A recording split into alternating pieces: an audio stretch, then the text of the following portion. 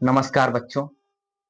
तो जैसा हम लोग कल पढ़े थे विजयनगर साम्राज्य के बारे में और उसका कुछ पार्ट टू हम लाने वाले थे। एक वंश के बारे में हम लोग पढ़े थे और बाकी के जो 3 वंश बच गए थे उसके बारे में हम लोग आज पढ़ लेते हैं और इसमें जो बचेगा उसको फिर हम लोग नेक्स्ट वीडियो में पढ़ेंगे। खैर इसको फिलहाल शुरू करते हैं।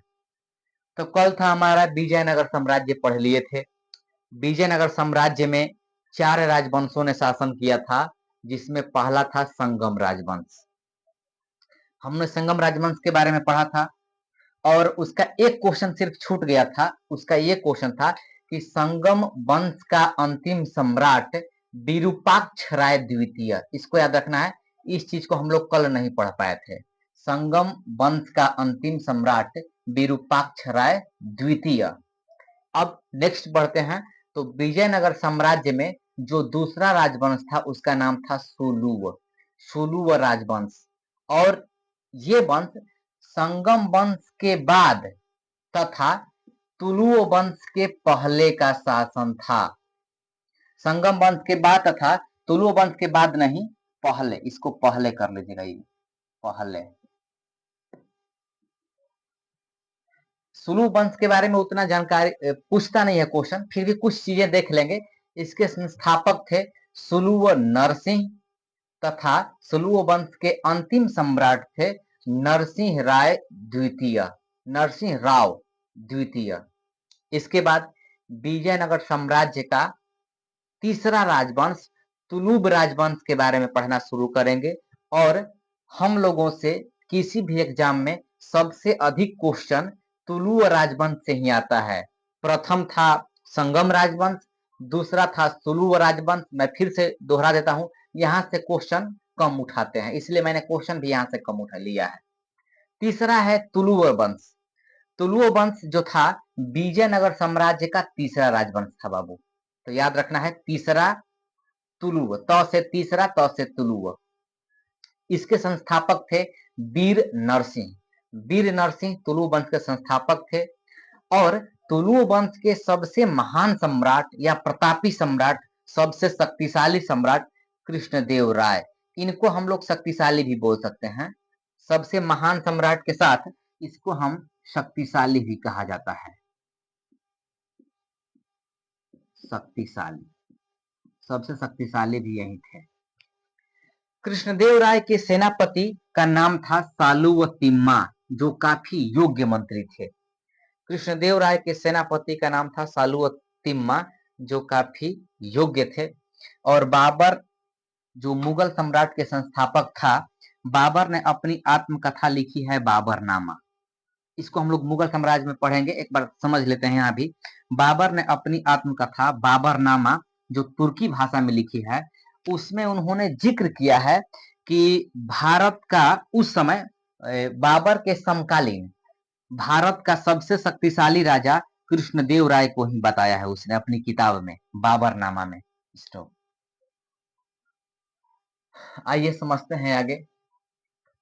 तो हम लोग तुलुव राजवंश के बारे में पढ़ रहे थे। तो जो तुलुव राजवंश था ये विजयनगर का तीसरा राजवंश था और हम लोग कृष्णदेव राय के बारे में पढ़ रहे थे, जो तुलुव राजवंश के सबसे प्रतापी राजा थे।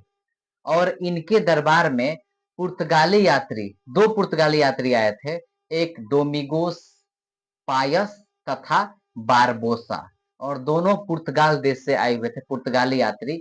ये दोनों आए थे कृष्णदेव राय के दरबार में। तो याद रखना है, कृष्णदेव राय के दरबार में 2 पुर्तगाली यात्री आए थे, जिनका नाम था डोमिगोज पायस तथा बारबोसा। इसके बाद इन्होंने, कृष्णदेव राय ने बहुत सारे ग्रंथों का रचना की थी, जैसे अमुक्त माल्यद। अमुक्त माल्यद नामक एक ग्रंथ जो कि तेलुगु भाषा में थी। यहां से भी क्वेश्चन आते हैं कि अमुक्त माल्यद की रचना किसने किया था? कृष्णदेव राय ने। और इसकी भाषा क्या थी? तेलुगु। मैंने यहाँ पर डिनोट कर दिया है। तथा 2 अन्य ग्रंथ, जाम्बवती कल्याणम तथा उषा परिणय, ये दोनों ग्रंथ संस्कृत के थे। ये दोनों ग्रंथ संस्कृत के। तो याद रखना, तेलुगु का अमुक्त माल्यद और संस्कृत ग्रंथ 2 जाम्बवती कल्याणम और उषा परिणय, इसकी रचना भी कृष्णदेव राय ने की थी। ऐसा कहा जाता है कि तेलुगु साहित्य के 8 श्रेष्ठ कवि, जिनको कि अष्टदिग्गज कहा जाता है। अष्टदिग्गज मतलब तेलुगु साहित्य के 8 श्रेष्ठ कवि, ये आठों लोग कृष्णदेव राय के दरबार में रहते थे। कृष्णदेव राय के दरबार में रहते थे, इसीलिए कृष्णदेव राय के शासन काल को तेलुगु का क्लासिकल युग कहा जाता था। तेलुगु का क्लासिकल युग, यहाँ पर मैं लिख देता हूं, तेलुगु तेलुगु का क्लासिकल, तेलुगु का क्लासिकल युग। और इन आठों कवियों में सबसे श्रेष्ठ थे, उनका नाम था अल्लसनी पेद्दन। 8 कवि रहते थे कृष्णदेव राय के दरबार में, जिसको कि तेलुगु का क्लासिक युग कहा जाता है। और आठों कवियों में जो श्रेष्ठ थे उनका नाम था अल्लसनी पेद्दन। कृष्णदेव राय ने बहुत सारी उपाधियां ली थी, उनमें से 3 उपाधियां का नाम याद रखना है, यहाँ से क्वेश्चन पूछता है, जिसमें एक उपाधि थी आंध्र भोज, आंध्र पितामह और अभिनय भोज। ये तीनों उपाधियां कृष्णदेव राय की ने ली थी। नागलपुर नामक नया नगर, हजारा राम का मंदिर, हजारा राम मंदिर, विठल स्वामी मंदिर का निर्माण भी कृष्णदेव राय ने करा था। मैं आपको पहले ही बता चुका हूं कि तुलु राजवंश के सबसे प्रतापी राजा थे, तो इनके बारे में अधिक पढ़ना भी है हमको, क्योंकि सबसे शक्तिशाली थे यही। और तुलु राजवंश का अंतिम शासक सदाशिव थे। सदाशिव, शिव, शिवा नहीं, सदाशिव याद रखना है, सदाशिव। इसके बाद एक वेरी इंपॉर्टेंट युद्ध पढ़ना है हम लोगों को, तालीकोटा का युद्ध। तालीकोटा का युद्ध देखिए, तालीकोटा का जो युद्ध हुआ था, तालीकोटा का युद्ध, इसका अन्य नाम है बन्नी हट्टी का युद्ध या राक्षसी तंगड़ी का युद्ध। ये तालीकोटा युद्ध का ही नाम है।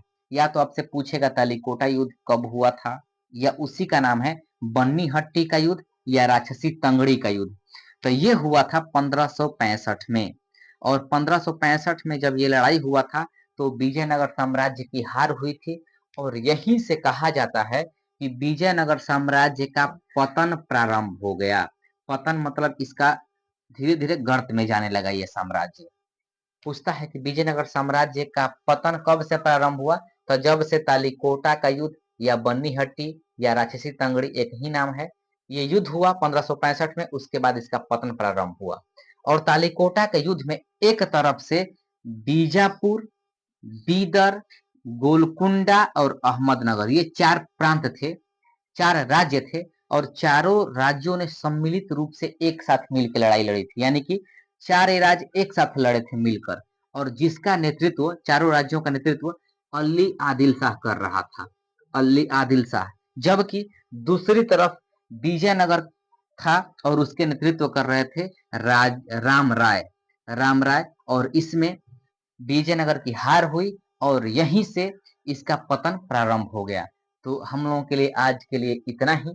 और जो इसमें बच गया है एक राजवंश और अराविडु वंश, इसको हम लोग नेक्स्ट वीडियो में देख लेंगे। ठीक है, अपना ध्यान रखिए, धन्यवाद।